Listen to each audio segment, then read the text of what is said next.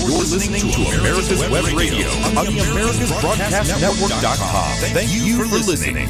Good afternoon, and we do thank you for listening to. Good morning, and welcome to America's Web Radio. We're certainly glad to have you listening in today, and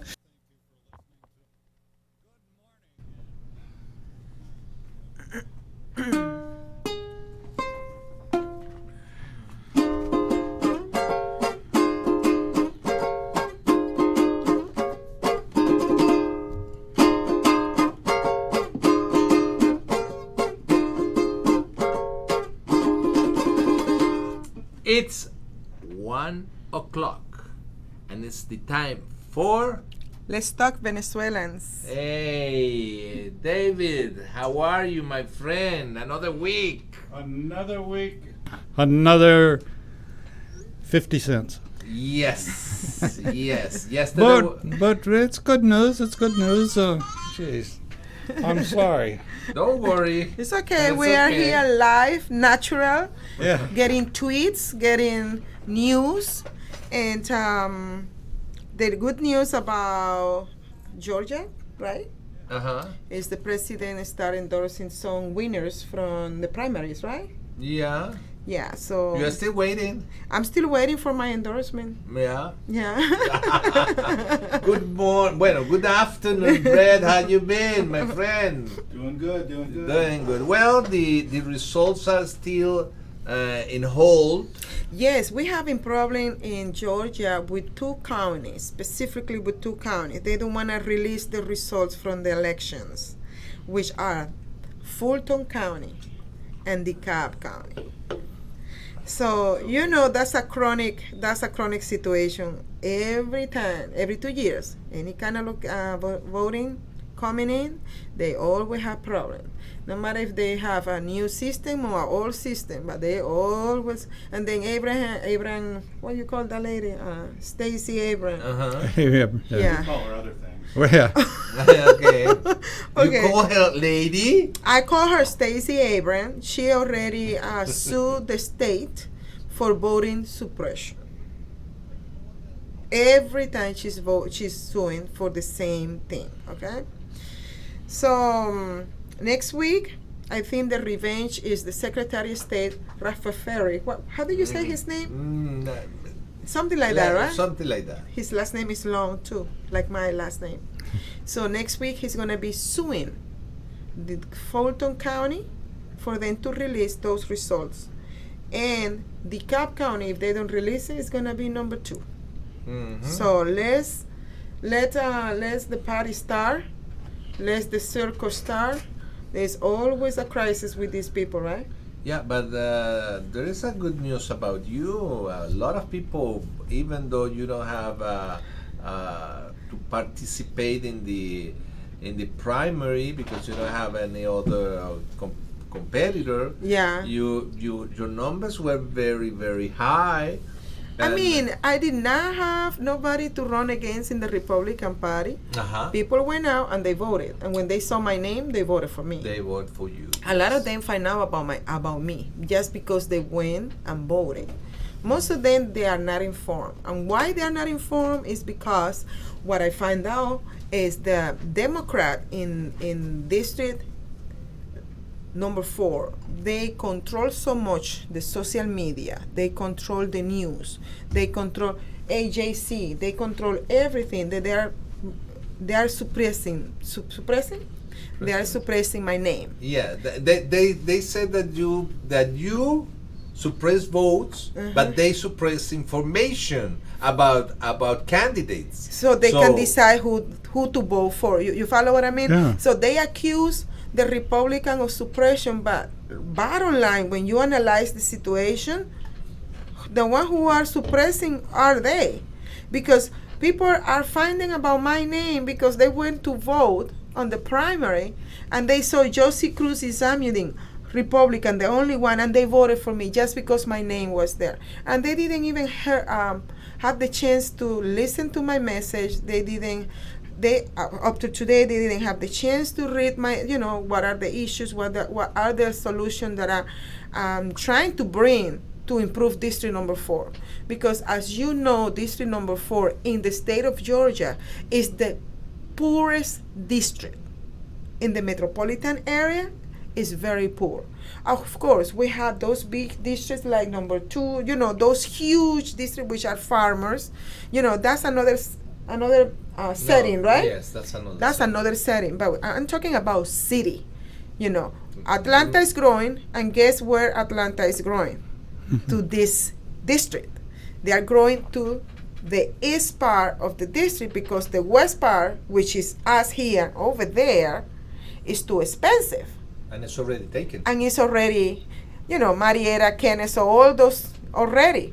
So they have to move that way. They have to grow to that part of the geography. But the big problem that they have is that since 1996, since the Olympic Games, nobody invests a penny on infrastructure. So you have a place that is basically a farm with metropolitan things, and the infrastructure is almost collapsing because nobody cares. So that one of the biggest problems that the District Number 4 have is exactly the problem on the infrastructure, and nobody in the last 24 years had do nothing about that district.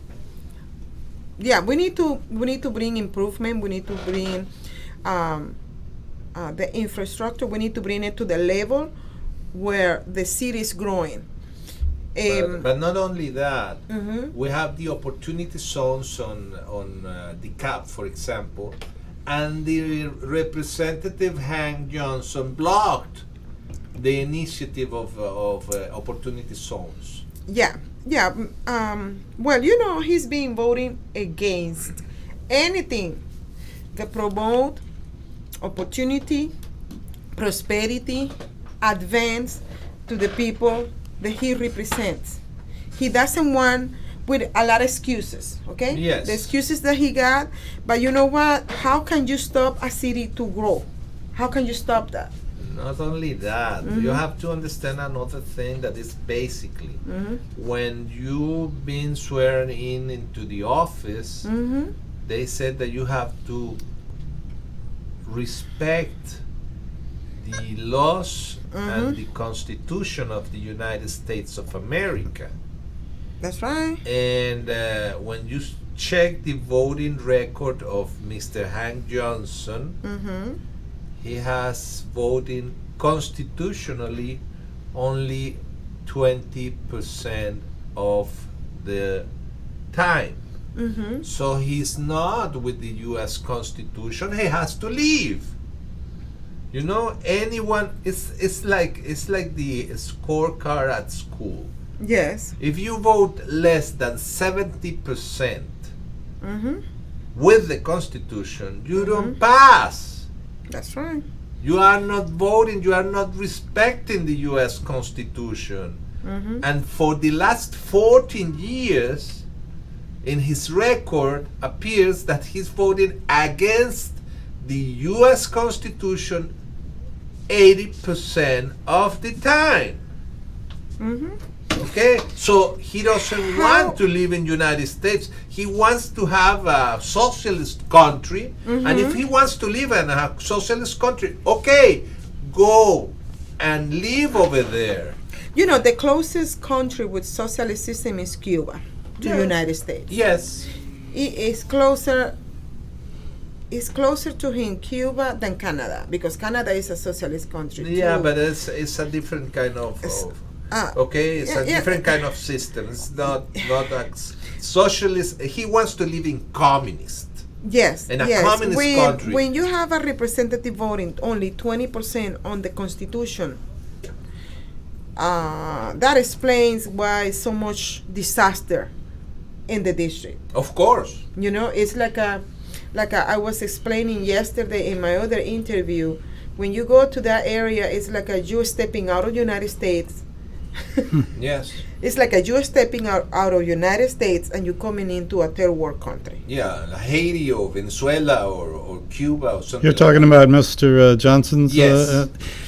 Maybe it's listed and fallen into the into Lake Hartwell or into Lake Lanier or something. It's an island unto itself, and maybe it's he flips on. and it flipped over. Yeah. Yesterday one of the guests in the interview, she called him that he's a dinosaur. He needs to go, and we're talking about Black Americans. I mean, yesterday I went to a Black American Raleigh, meeting. right? Meeting. Meeting. Like only blacks are watching this program, and I am considered the Latino with a black being my grandpa was a black man from Africa, but he was born in Colombia. As you know, not only America had black slave. Latin America, Central America, and South America, we also have. We were the first to have slaving. Before America. Before United States. Before the colonies. Yeah, exactly. Because the story of the slavery in the colonies began in 1640. Mm-hmm. And we in Latin America had slaves since the beginning of the 16th century. In 1520, already came the first African slaves to Latino. To what is now La Españolas or the Dominican Republic. Okay, that was the first place in America where blacks were slaves. Were slaves. This is something that it's like every other show: education, education, education, and the people that need it the most won't take time to find out the truth. And which reminds me, and I told you just a minute ago, we're going to start a new show that'll be on Tuesdays at 9 o'clock, 9 a.m., and it's going to be called What You Weren't Taught in History. Mm-hmm. And it's going to be a history professor, and we're going to dissect some of the books that are out there that aren't history books. They claim to be history books, but they're not history books. They are soap operas. That's what they are. They are novelas, something. And our kids in public schools, it should be an embarrassment of what they're not learning and not being taught. And like he said, the books are worthless, and it's only up to the teachers to teach the kids history. And some of the teachers, unfortunately, don't have a grasp on history like they should. And I wish, maybe it's out there and I just don't know about it. But, all of this stuff about, well, we've been mistreated, we were slaves, and we were brought, I wish somebody would write a true history of slavery and start and lay the blame where it really is. I got the answer. Who was the first slave owner in the colonies? Do you know what? And what happened? I don't know what your question. What's the question? Okay. During the colony period, you have the indenture contract. Mm-hmm. It's like Moses and his brothers. Okay. And that indenture, I learned this recently, means that you have a piece of paper, a contract, and you break it, and you put one part of the contract in the hands of one part, and the other one in the hands of the other, and the indentures of both pieces of paper demonstrate that contract was valid. Mm-hmm. Okay, that's the way that they demonstrate that piece of paper is valid. Well, the servitude contract means that you bring somebody from England or from Africa or from anywhere, India, okay, and it's a contract of 7 years. Where that people, 7 years of what? 7 years long. For work? For work. Okay. Okay? You work for that person as your servant. Okay, what that means? I am not paying you, but I'm giving you food, I'm giving you shelter, I'm giving you things during the first 7 years. At the end of the 7 years, the contract is over, and that person can be contract with. It's a free to do whatever. Well, an African that came, and in that time, his name I think is John something. I'll bring the name next week. He said that one of his servants made a contract before the contract is over, and he went into a court and says he violated the contract. Now I want him to return to me and serve the full contract plus damages. And the damages is that contract now is for the rest of his life. Oh, so he became his slave. Yes.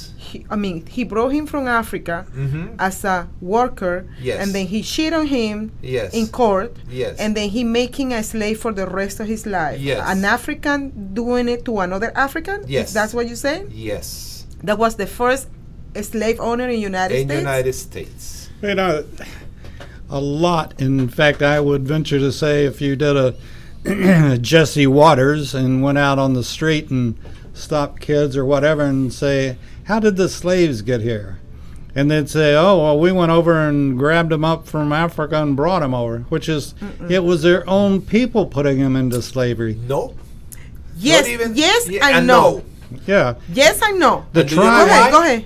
and it's still going on. It's still going on today. But Yes. do you know who hunt black people in the Yoruba region? That is the lower part of Africa. Do you know who hunts the Africans in that region? Other Africans. Yes, they are Yes, African. they are Africans, but they were Muslims. They are Muslims. Muslims. Yes. Yeah, Okay. because there is something that we need to understand about Islam. Islam is not new. We are talking No, about no. how many centuries we are dealing 14, with. 14 14 centuries, right? Okay, the only way that you could live in a Islamist government control, if you are not converted to Islam, they only have 3 options for you. One is, okay, you're gonna live here, but you have to pay high taxes. Yes. The second option is, okay, you're gonna become a slave because you refuse to convert to Islam. Yeah. And the third option is, oh, you don't want to convert to Islam? I cut your head off. Those are the only 3 options about Islam. So when these people went to the area of Yoruba, they were wars among themselves. But it was a religious war. Yes. Because the Yoruba people, what do they believe on? Where we meant animalists. Animalists, I mean- that means that they have a god for the wind. Yeah. And they have a god. They for have the multiple gods. gods. Yeah. So when the Muslim came and tried to convert them, they had the voodoo, they had all these witchcraft, whatever is natural from the region. Yes. They refused to convert to Islam. That's when the war started. But we still have it today with the Muslims in the Quran, and either you convert or Die or Die. pay Die. high taxes. or pay high taxes. and but and then the only ones that pay taxes are the people of the book. That means the Jewish and the Christians. Anyone else? Okay, so what they did is they created. Now they've been creating the slave business since the creation of the Islam as a religion and as a government domination. Okay, every time they went to one place, they killed people and they took the woman and their kids as a slave. Remember Tripoli. What happens in the Mediterranean Sea in the 1800s, in the beginning? The Marines. Yeah. Exactly. That was the first war of United States was with the Islamists. So anyways, wherever they go, that's their motto. They take a slave, they take the ladies, the little kids, they put them and they bring them in their houses as a slave. They kill the men. The men, yeah. Okay, the men. They kill the men. They take the ladies, the kids, and they convert them. And then if the child and the man and the woman and the lady convert, they don't kill them because they just assimilate. And if they are converted, they are not selling as slaves. No. Okay, the ones that are selling as slaves is the one that refuse to convert. And those are the one who came to to the Americas and the Europe as a slave because they sold those men who they hunt down. They hunt down free men, free people. They hunt them down and they sold it to the colonies. So this is about creating a business. Yeah. Right. The Muslims sold these people to the merchants, to the slave merchants, specifically to the Portuguese and the Spaniards that bought that slave trade and bring that slaving trade to Americas. Yes. So when we had in America the first slave, we have about 100 years of a whole industry of slave trading from the Spaniards and the Portuguese. Yeah, okay? And we are not even touching, not even the surface of the slavery with the Ottoman Empire, with all these Muslim empire. They always go over. They always used to go and take people as slaves. The root of the word slave is Slavic. Slavic. Slavic is the people who lives in the former Yugoslavia. Okay. So if you remember that thing about the Ottoman Empire, they brought people from Croatia and all that zone, and they bring it into their house because they were beautiful people. Okay, but more. How do you call it, harem? Where the harem. The harem. You know, where the emperor of the Ottoman Empire, multiple wives. You know, a house full of beautiful women. Harem. Yeah, that one. Yeah, all those women. They were not from Arab. They were from Europe.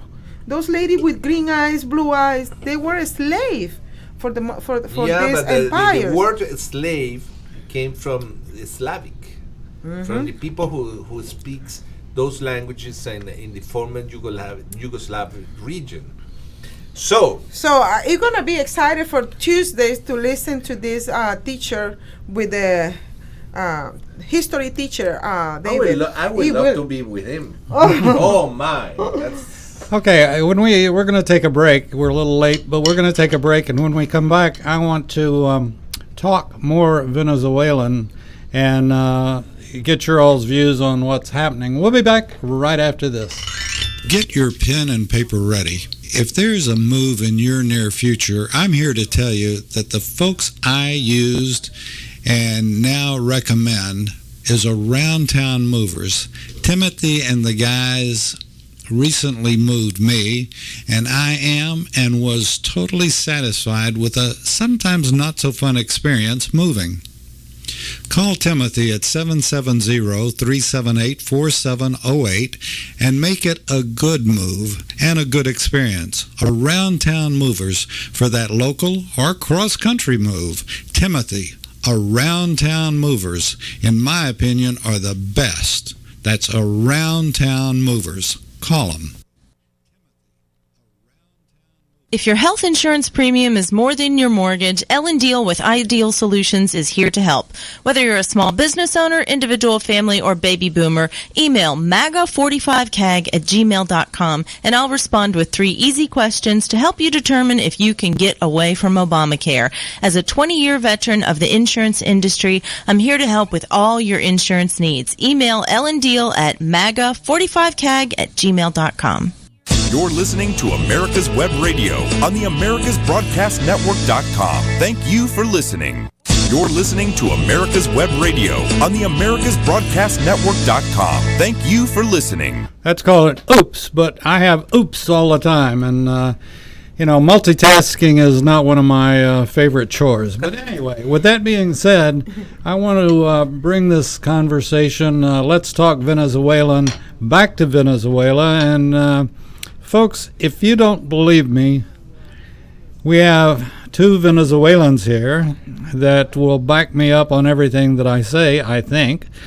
But the fact of the matter is, and I've talked to any number of friends lately and about what's been happening with the riots, just on and on and on. And then I'm totally beside myself with anyone that would even contemplate, let's defund and ban the police departments. We can't get along with the police departments, and if we didn't have them, it would just be that much worse. And I'm all for the police department. We Blue support Lives them, Matter, sir. Yes. And we have to have them. We've proven as Americans, even as great as we think we are, we still can't live together peacefully. So we have to have a police department. You can't call 311 and get a social worker that's going to break up a fight. They won't know what to do, They probably can't find the address anyway, but we know that they're not going to break up the fight. So that was the stupidest thing that I've ever heard. But beyond that, and this is what really upsets me and disturbs me, is the fact that people aren't realizing what's going on with our riots and all of the stuff that's happening. And all you have to do is fly over Venezuela once, and you'll see the same thing has already happened. And we're following in their footsteps one step at a time. And they had, first thing that came in was the questionable folks. And then after that came the riots, and came the let's disband the police. And then we have the communists moving in. And where am I going wrong? Nothing. In all the points, you are absolutely right. Let me explain you something. I'm not the kind of guy who believes in conspiration theories. Okay, conspirative theories. No way. But we have here a proof, an evidence that behind all these riots is the Venezuelan government through a group named two groups. The first one is the Foro of Sao Paulo Forum, and the second one is the group of Puebla. The Forum of Sao Paulo in the 1990s, in the early 90s, was a group of communists after the fall of Berlin Wall that says the socialist system in Europe crumbles, and the only place in the world that you have socialism is in China and in Cuba.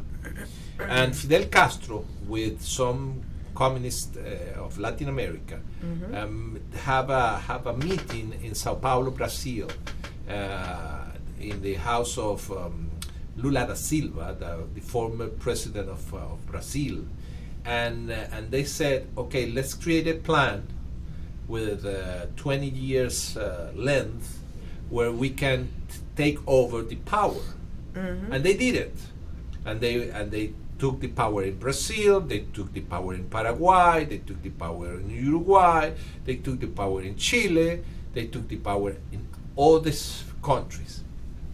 Later on, they create what they named the Group of Puebla, that includes people from Europe, people from China, people from all over the world, like a globalist movement. One of the guys that belongs to the Puebla group, his name is José Luis Rodríguez Zapatero. He's the former prime minister of Spain, from the party that today is in power in Spain. Okay, and he made a declaration. They have a virtual meeting In Zoom. okay, in Zoom. But the thing is that these meetings in of the group of Puebla used to be like the Bilderberg group, that it was very secretive. But now with this Zoom meeting, somebody leaked this information, and what happens?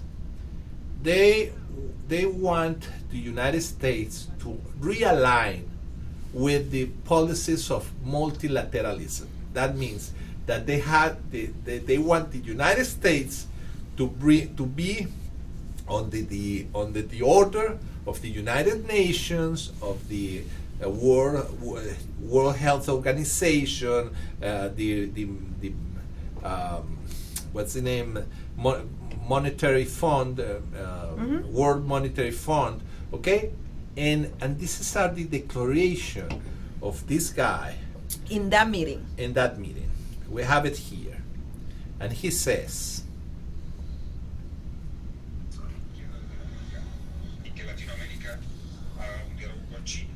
with the Latin American left and Latin America must make a dialogue with China to recover the multilateral institutions as the UN with more power, more governance, to make China, hopefully, and European countries, many of all are working in that direction, to put United States in an impossible situation. So what that means, impossible situation, is losing the our government to bring it over to them. That's what they so want. much chaos to put the United States in an impossible situation that we can control our people. Our people. That's what they were talking in that meeting. It was over 15 people in a Zoom meeting. Okay? From Spain, Bolivia, Argentina, Mexico. The president of Argentina was in that meeting. The subsecretary of Foreign Affairs of Mexico was there. So this is a real thing against the United States. This is a real war. Mm-hmm. About 10 days ago, some people from Venezuela and from Cuba were arrested in Miami, paying Haitians to be infiltrated into the marshes in South Florida to create looting. Okay? So you have the motive, you have the money, okay? You have the actual criminals. You capture the actual criminals, and you have the declaration of Maduro and Diosdado Cabello about the Bolivarian breeze. The Bolivarian breeze is a way to do things, because what happens today in the United States is not new. It happens last year in Chile, it happens last year in Peru, and it happens last year in Ecuador. 3 countries that are not aligned with the socialist thinking, because the people of those countries vote out the socialists. Okay, the former Secretary General of the American States Organization, Mr. Insulza, was in that meeting, and nobody says anything against that thing. So they agree to destroy the United States. They agree. The name that Mr. Zapatero said is that we have to bring governance control to the Americas. On the Americas. Okay. So why they had that meeting? Because remember, President Trump cut money out of those organizations. Cut out money out of United Nations. So President Trump has been cutting out money from them. So now they are upset because they have no funds. They have no funds. So now they want to come and force us force us. They want to come and make us their slave. Yes, I said it. They want America to Taxation become their, without representation. You follow? You follow. So how they know they cannot destroy America by military way. They know they couldn't do it by economy. They knew they couldn't do it with the virus, with the China virus. We're still here, right? So we're still generating jobs, 2.5 million last month. With the Chinese virus. With the Chinese right? virus. Because everything come here and people are doing the business here now. They are leaving China. They are, So the only way that they could do, and they said it in the meeting, is to provoke a social reaction. So they are using the minorities in America to create chaos. But if you notice, they are creating those chaos in the cities, counties, and states who are dominated by who? Democrats. Bingo. And using organizations such as Antifa, the Southern Poverty Law Center, okay, and Black Lives Matters. We have a picture of the founder of Black Lives Matters with Nicolás Maduro. Right there. Right there. Here she is. On the other side, right here. What the hell is she doing with this tyrant? She was meeting with him last year. So how can we compare what's going on in United States with Venezuela? Simple. This is the way how Democrats in Venezuela, because all of them are socialists, okay? This is the way how they create the problem. They create the chaos, they create the crisis, and then they offer the solution. What is the solution? More government control. And this is what Venezuela is being experiencing. When I saw the United States, here in the United States, they were releasing people from jail because of COVID-19. That reminds me so much of Hugo Chavez releasing people from prison. Yeah. Give them guns, okay? He gave them guns and weapons. Put them making in charge, the order in charge. And put them in charge to control the hood, what we call the barrios. So he made sure that those hood or barrios who were around Caracas, who are the one who can bring down a government or a president, they make sure those people from those barrios didn't come down. Are controlled. To defeat or take the power from Chavez. So everything that is going on here it happens over there. Okay, the caravans. Has we been talking about caravan before? Yes, in the radio. Okay, who do you think started the caravans? The Venezuelans. The Venezuelans start walking out of Venezuela, crossing Colombia, going to the country that he said, Ecuador, Peru, and Chile, who are not aligned with the socialist mentality. The Venezuelans send people, the Venezuelan government, the Democrats, Venezuelans, send infiltrator in those caravans, and they are the one who end up destroying Chile, metro system, businesses. Chile was on fire a few months ago. Yes. And that is exactly what's happening here. And Peru and Ecuador. In Ecuador. But how do they send those people to United States? Well, some of them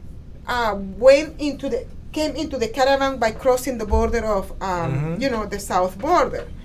But David, you know what is the most disgusting part? It's 9/11 again.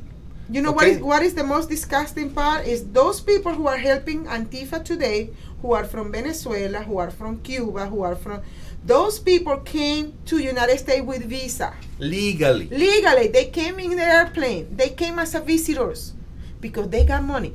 Remember, when somebody go to a consulate of United States asking for a visa, you just have to show them that you are not going to stay here, that you got property and you got money in your country. That's why they give you a visa, because they only want you to come here, do business. You know what? Go back to your country.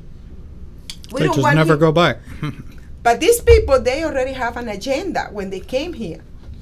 So they had an agenda right here. What was the agenda? Stay from November until what's happening now. And how many do they arrest in Miami? A lot. A lot of Venezuelan and Cubans who were paying the Haitian tickets, airplane tickets, and not only, salary to go to Minneapolis, Ohio, all this, and they are the one who were doing the destruction. And they are not afraid to say it. The other day we have we saw a video on YouTube where a lady from Dominican Republic had a backpack typically gave by the Venezuelan government to their people to identify their people in the marches, okay? And they ask him, "Are you from Venezuela?" "No, I'm from Dominican Republic." "And what are you doing here?" "Well, I went to Venezuela and they gave me a seminar for a week about communism and socialism, and now I'm here." So and how to defeat the United States the how do they call it? El Imperio? And the How do they call empire. it? The empire. They Empire. call United States the empire, right? Like we are a big empire and we're dominating all countries. Like we care about. So what's going on. and they are the vandals. They are the ones who like in the Roman Empire destroyed the Roman Empire. Okay, they believe that they are the vandals that will destroy United States. But you know something? This is a republic. This is not an empire. Mm-hmm. Okay, this is the system of the law. Rule of the law. Okay, and they are dead wrong if they believe that. What they are celebrating on the streets of Venezuela, this week you've seen Yeah. those videos, right? They're celebrating and they're saying it to the people in Venezuela that America is falling It's apart. over. It's over. They're saying the United States is over, and we will be back in a few minutes. The Docs for Patient Care Foundation is your way to join the fight and become a member of an organization created by doctors for patients, dedicated to fighting for your healthcare freedom and preserving the doctor-patient relationship. Get a pen and paper. Write down docs4patientcarefoundation.org. That's DOCS, the number 4, patientcarefoundation.org. Go to our site and please make a generous tax-deductible donation and join the fight today. Thank you. You can keep your doctor, you can keep your plan, and every family will save thousands of dollars a year. I'm Ellen Deal, and if you've been hurt by the Affordable Care Act, you can email MAGA45CAG@gmail.com to see if we can help. Small business owners, individuals, families, and baby boomers, email MAGA45CAG@gmail.com for 3 easy questions to determine if you can get away from Obamacare. I'm a 20-year veteran of the insurance industry and here to help you for all your insurance needs. You're listening to America's Web Radio on the AmericasBroadcastNetwork.com. Thank you for listening.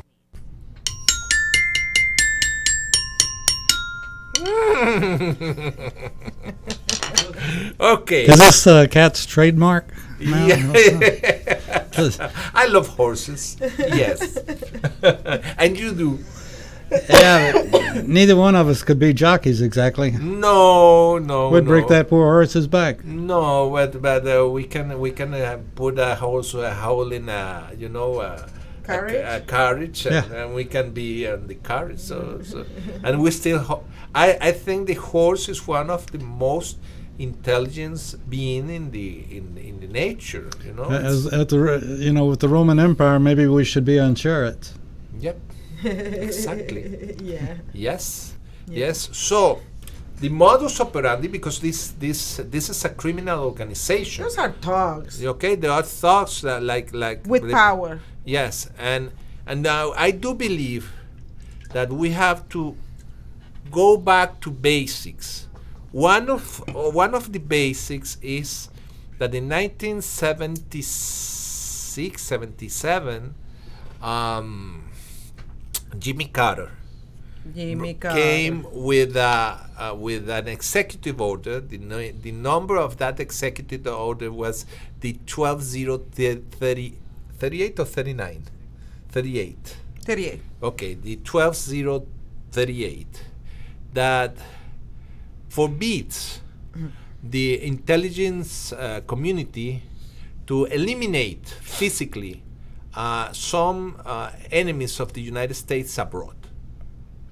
Okay? He eliminated that. The OSS, the origin of the CIA, the special operations, is based on that, to kill Hitler. Okay? So it's valid for a country when it's in a danger to kill the heads of states that are doing something against us. And the Jimmy Carter cut the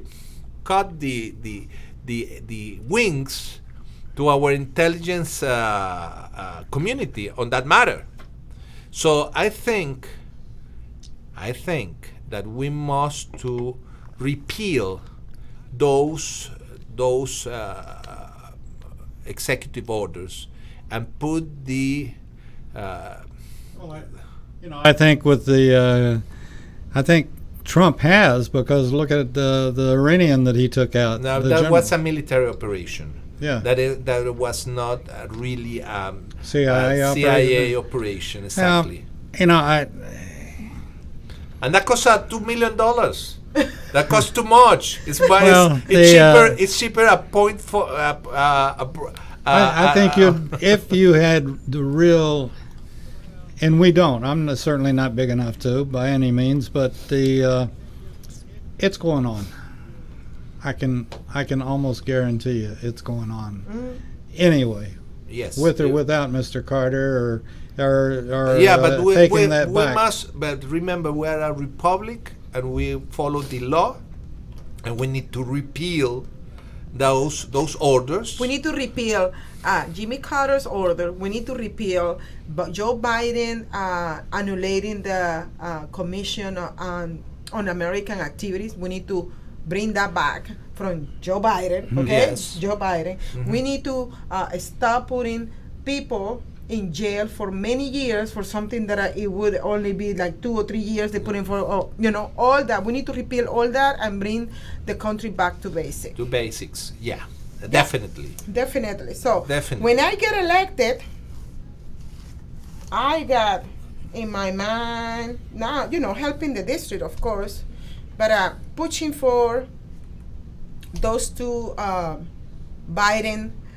He always say every law has my name on it. Remember? Yes, remember. Okay, I'm gonna be trying to pass that new law on the House about bringing back, like I said, the Un-American Activities Committee, and the other one is the prison reform. The prison reform, and also the president can do that part with the Jimmy Carter thing. He can interpret it again, and he can annulate that one. Absolutely. Yeah. Absolutely, but he has to follow the law, because while he do not repeal an executive order, the executive order is still in place and it's like a law. So he has to do it. Yes. So he has to do it, and then by he declaring Antifa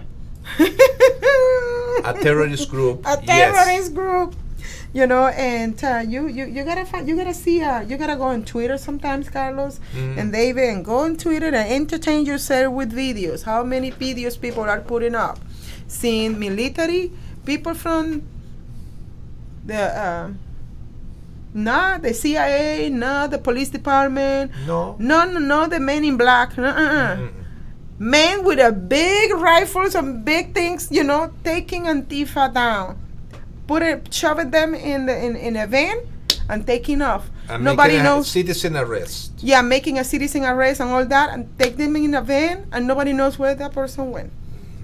And it's people that do believe in these cases. That's why the Second Amendment exists, to guarantee a free state. Where the people have to get our guns exactly to in situations such as this. And the people outside, the people they are right now conspiring against the United States. They do not understand the nature of the American mentality. They don't even grasp it. No. They don't. They want the governance, but they don't know that we are free people. These young people are being set up by this in the Zoom.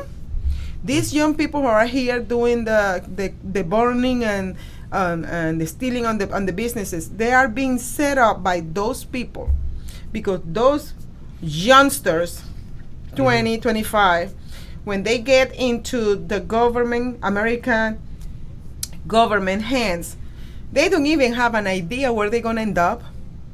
They could end up in Guantanamo, because remember Guantanamo was designated for terrorists, right? Yes, and the president already activate 2 laws.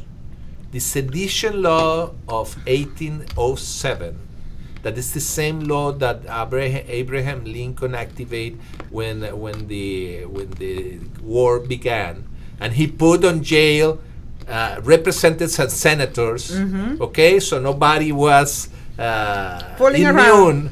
Okay, and the second is the Patriot Act, that is designed against internal terrorism.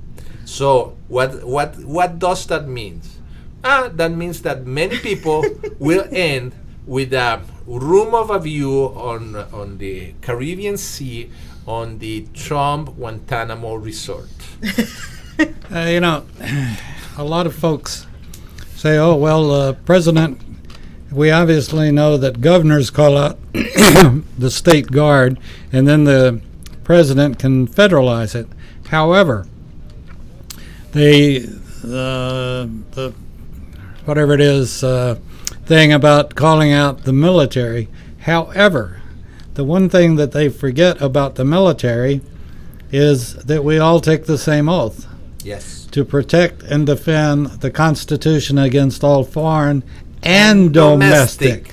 Bingo. Yes. And when it comes to domestic, then the game's off, and he can call out anybody he wants to. That's right. That's right. And it's so beautiful to see people, citizens, like, let's say there is a street with houses, houses, and then it's a circle. How you saw circle sack? Houses. Cul-de-sac. Okay, and then you see in the entrance a guy with a rifle waiting. Okay, we are here. You say you're gonna come and take the stuff that belongs to us. We are here, and then you see the citizens, the owner of each house coming out with their guns too, waiting outside. That's the beauty about the Second Amendment in the United States. So we are seeing that now. Today, the millennials are learning how important is the Second Amendment, how important is the First Amendment.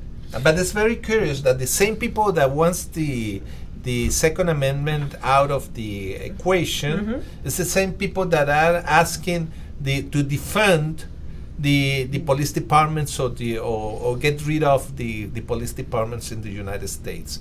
Oh, okay. Citizens. So they're gonna replace that. They're gonna replace that with what? What do you think? What do you think, David? They wanted to replace?